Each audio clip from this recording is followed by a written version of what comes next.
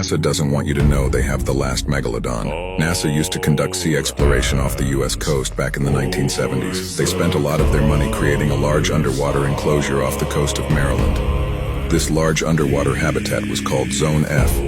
They would use it to conduct research on rare and endangered species. All this information was unearthed by sailor and diver George Meyer from Houston. Just earlier this year, on April 17th, George was out on a fishing trip near Maryland. Whilst he was out on the water, a storm had hit him, moving his boat farther out to sea. 2 hours later, the storm had stopped. George looked down to check his engine, when suddenly he noticed something unordinary, a massive cage underneath his boat. Through the surface of the water, he could see the metal bars of the enclosure. Luckily, that day, he had his diving gear with him. George then promptly suited up and went down to see what he had just discovered.